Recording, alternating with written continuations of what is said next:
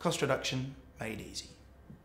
Cost reduction, it's about finding ways of looking at how you're spending your money, finding ways to reduce it or eliminate it, or sometimes delay it.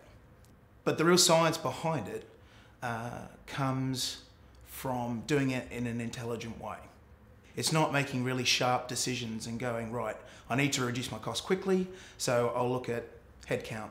I can look at number of people, how much they cost me, put it together, and that's a big chunk of money that I'm saving. But that's not thinking about the long term of what you're doing. There's things around the team morale. If people start losing their jobs, that's going to filter through the organisation. There's also the loss of industry knowledge. So actually people who know about the company. And also further down the line, you're going to have to eventually re-recruit these people, retrain these people, and that all has costs for later. So actually it's quite a short-term approach.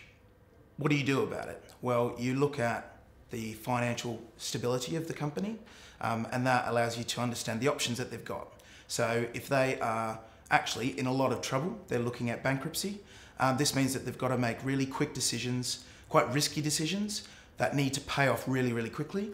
On the other end, you've got companies that are actually quite financially stable, and they're really looking to dominate the market. And then somewhere in the middle, you've got companies that are quite profitable and really looking to improve what they're doing. The solution, firstly, is understanding what type of organisation you actually are. And once you've done that, that then creates a whole load of options for you. So firstly, you can benchmark against the market. So actually look at what is standard in terms of paying for materials and services. Secondly, interview people who are across the organisation, understand really how the money is spent and where it's spent. And then thirdly, look at the processes and looking at if there is any ways that you can improve how those processes are done. You then need to prioritise. So that's really looking at all those options, analysing them against each other, and finding where are you going to find the most savings and create the most revenue. Implement it. So actually, that's like any other project. For each of those options that you're going to do, you plan it, you allocate resources to it, you allocate some budget because you need to spend money to make money, and then you go and execute it. And then what's really important at the end is to track and validate those costs to make sure actually the benefits that you thought you were going to identify, you actually have. Organisations need to take cost reduction seriously.